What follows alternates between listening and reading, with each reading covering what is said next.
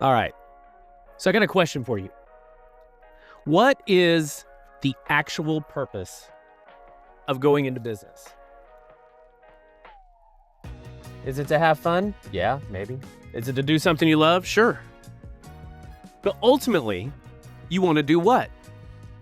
Make money, right? You want to make money, okay? So why does it seem like the WNBA does literally everything possible to not capitalize and make money? You wonder what I'm talking about? Because you don't even watch the WNBA? Yeah, me neither. So, but I do pay attention to news.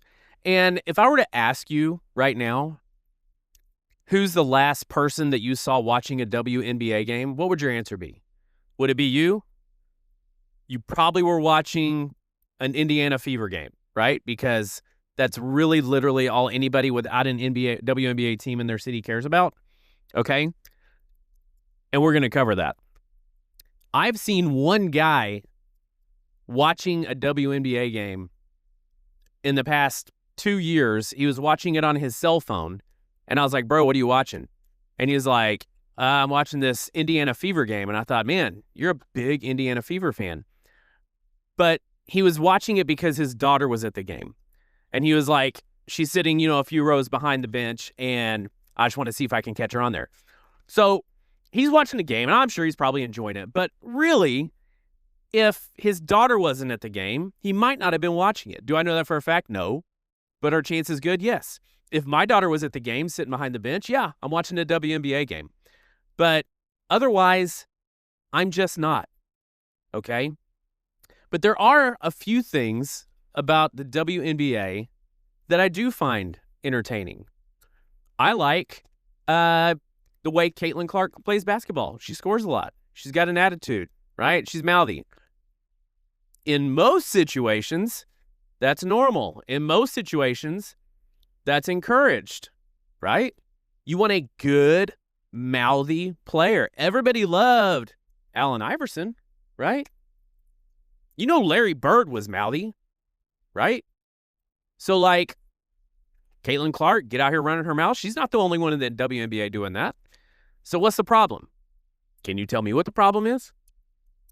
Can you tell me why in a league that has players demanding to make as much money as the NBA players make, why this league wouldn't want to capitalize on players like Caitlin Clark and Sophie Cunningham, who are actually drawing interest? Can you explain that to me? Caitlin Clark is by far the most recognizable, popular player in the WNBA today, okay? I get it. Well, I get it because I read. I don't get it because I watch, but I get it that A'ja Wilson is the best player in the league. And she can win all the WNBA MVPs she wants. She can win all the titles. But if she's not actually putting butts in seats, selling merch, selling tickets, if she's not reaching that status, if she's not getting the everyday man, the person like me that doesn't care about WNBA to look at a highlight, then it doesn't matter. It's not moving the needle, right? So what do? You've got somebody that will move the needle, but you suppress her. Okay, I saw a story that said WNBA players vote on the top 10 guards in the WNBA, and Caitlin Clark didn't crack the top 10? Are you serious? Like, what are we even talking about here? She's not top 10. She had the first 40-point, 10-assist game in WNBA history, and WNBA has been a league for 30 years. And you're telling me it took that long? That's sad. Why are we not showcasing this player? Do you realize that as WNBA players are demanding to get paid like NBA players, have you looked at the revenue numbers? It's a quick ChatGPT lookup, okay? The revenue numbers last year, or in 2025, the NBA brought in $12 billion in revenue. 12 billion with a B. That's 9 zeros. The WNBA brought in $1 billion. And you're saying, well, Ben, $1 billion is pretty good. Yeah, $1 billion is pretty good. And it was up about $250 million from the year before.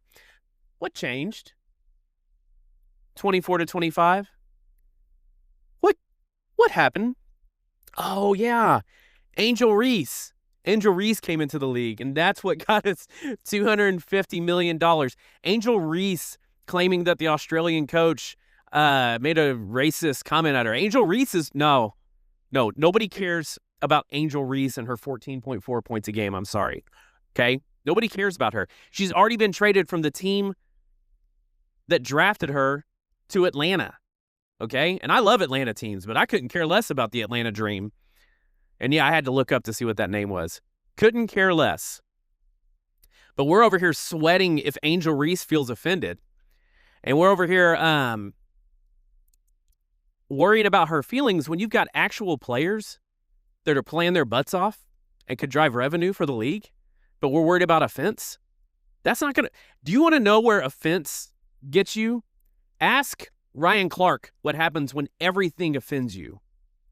You get fired in the middle of an ESPN broadcast. Ask Crockett out in Texas what happens. That freaking weirdo Tallarico beats you in a primary. Okay? It's not going to work. It's not a good business practice. Okay?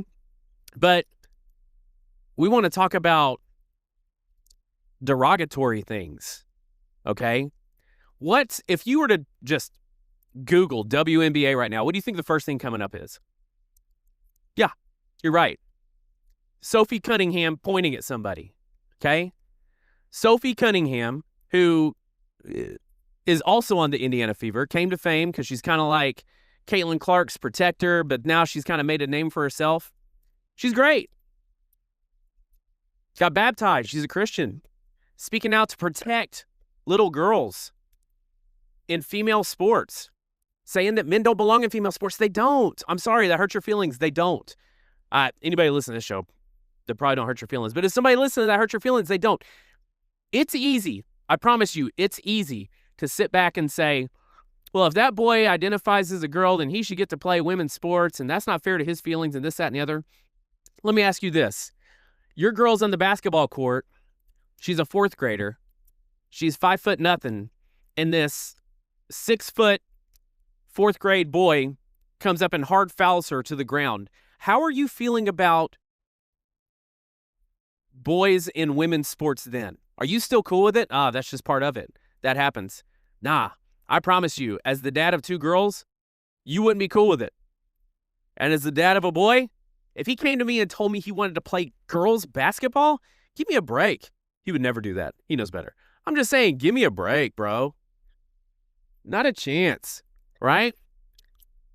This is crazy. You can't even make a movie like Ladybugs anymore. Am I right? I want to take a minute to tell you a little bit about Cowboy Revolution apparel. Now, obviously, you've seen my cowboy hat on the cover of this podcast. And let's be real. When you hear cowboy, your mind jumps to the hat. The silhouette, the statement, but you're not always out roping cattle, right? You're navigating the concrete jungle, or maybe just a chill Sunday morning headed to church. That's the gap Cowboy Revolution apparel feels. They're taking that iconic Western spirit and putting it into the clothes you actually live in. Starting with the gear that keeps your head warm and looks sharp, hats and hoodies. Their hoodies aren't just soft, they're substance. They're heavyweight fleece designed with a rugged durability that's rare these days. Think reinforced stitching, metal tip drawstrings that fits you and lets you move. They're built to be your best friend when the temperature drops, whether you're fixing a fence or just hitting the coffee shop. These are the hoodies that get better, not bagged out with every wash. And the hats, we're talking about more than just your standard cap. They've got structured trucker hats with classic Western patches that pay respect to the ranching life. They've got wool caps for that vintage frontier look, and for those who want the full silhouette without the fuss, they offer premium, crushable felt hats that are easy to pack, but demand respect when you wear them. Every stitch, every buckle, every curve is deliberate. You don't have to wear a full Western rig to carry the grit of the West. Just throw on a Cowboy Revolution hoodie or a CR hat and you're good to go. It's about quiet confidence and uncompromising quality from a veteran-owned company. People say, well, what about girls and boys sports? Right? Well, there's a competitive advantage for boys in girls sports. There's not as much of a competitive advantage for girls in boys sports, right? So you'll see co-ed softball teams. I mean, I've coached sports for years, and yes, whenever my son was younger and we needed a player to fill in to make a team, make a tournament, yeah, I'm throwing my daughter in at first base. I'm throwing my daughter in at, center, right? And she'd get out there and hustle with the best of them. And she understood that she was playing against boys, and boys play rougher. In fact, she was trying to steal home one time and got trucked by the catcher, and everybody was furious. I was not happy about it, right? I mean, he's got to recognize she's a girl and just tag her out. He was offended that a girl was playing, this, that, and the other. It's the risk you run, right? She got tougher for it. She came back. She took care of business her next time up at bat. And guess what? Next time that kid got trucked, okay? This is the deal. I mean, she was in a game one time, a boys basketball game, where my son got hard fouled. She went down to the other end and flipped him over her back, right? This is different because these boys are going in here. You got a girl playing in the game. I mean, come on, right?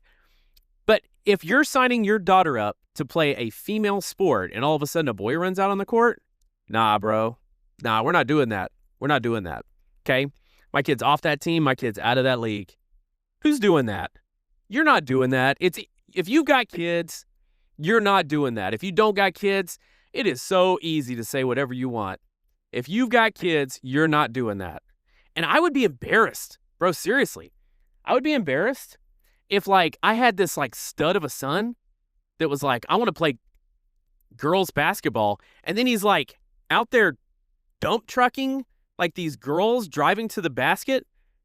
Would you clap for that? I mean, think about, LeBron, in high school. Remember all the videos of high school? LeBron, hey, bro, I'm playing girls basketball now. And he's, dunking. I mean, that's fair? You think that's fair competition? Nah, that's not fair competition. That's derogatory. Let me tell you what's not derogatory. Y'all got me on a side tangent on that one. But Sophie Cunningham is backing up one of her players in a game, starts pointing at somebody. I thought it was hilarious. She pointed at her for 30 seconds. And you thought that lady was going to go nuts, man. She was all over the place. Don't point at me. Don't point at me. And all Sophie Cunningham is doing is pointing at her, okay? This got the league so much positive, noteworthy media attention, okay? Guess what people were talking about for the second time in their lives? That's right, the WNBA. Oh, bro, did you see what happened in the WNBA last night? Quick answer, no, but I'll look it up now, right? So anyway, everybody loves it so much. She's doing these camps. She's doing her, showing up to different appearances. All the little girls want to, take pictures of her, take pictures with her. They want her pointing. What the league should do is capitalize on this. She should be in every WNBA ad pointing at the screen saying, you should watch the next game. She should be on t-shirts. This should be a WNBA license of pointing. It should be Sophie Cunningham. And they should ride it till the wheels fall off. Okay? Remember Lynn Sanity? New York was smart. Jeremy Lin was not going to keep that pace up. But they capitalized on Lynn Sanity. This is what they need to do with Sophie Cunningham. But instead, the Players Union had a meeting and decided that pointing was derogatory. What? Pointing is derogatory? Okay, I get back in the day when the NFL labeled the throat slash as derogatory, but pointing is derogatory? Don't point at me. When my kids they're 3 and 4 and they're like, Brody's pointing at me? That's what we're talking about? Nah, that's not derogatory. That's a joke. That's a joke. That's trying to suppress a face, suppress a name. Trying to keep a certain projection of the league. They don't want Sophie Cunningham to be the face of the WNBA. They just don't want it. She doesn't represent what the majority represent. But here's the thing. You see the media and they're like, Sophie Cunningham, you see her get baptized. She's standing up for, girls in sports. And so, like, they paint her as, like, the bad guy. The pointing is derogatory. Well, if you're thinking of, like, a pretty rough and tumble WNBA player that was illegally in a country caught smoking weed, and then Donald Trump had to get her back, and I don't know if she ever said thank you. Who are we talking about? Brittany Griner, right? It don't get much tougher than Brittany Griner, right? And I would feel like if anybody was going to have a problem or feel like Sophie Cunningham was derogatory, it would be Brittany Griner. And then I see a clip of Brittany Griner on the sideline during an Atlanta-Indiana game. Y'all are like, you watch more WNBA than you're letting on. No, you know how it goes. You get in a rabbit hole, then you're in an algorithm. But anyway, she was doing the point with her. Like, she's pointing with Sophie, but somebody, they say the Players Association, air quotations, finds it derogatory. Is that right? Or is it something else? Or is it connected to, have you seen the story about certain WNBA players don't like that Caitlin Clark flops, quote unquote, because it gives a negative connotation towards black on white relations? Like, her flopping is making them look like the aggressors against a white person when they're black. This isn't race relations. We're playing basketball. Everybody's trying to sell a foul. In the NBA, we call it regular. But in the WNBA, we're calling it racist. So you're trying to suppress Caitlin Clark's play to make yourself feel better because now your feelings are hurt? This is what we're talking about? This is the deal?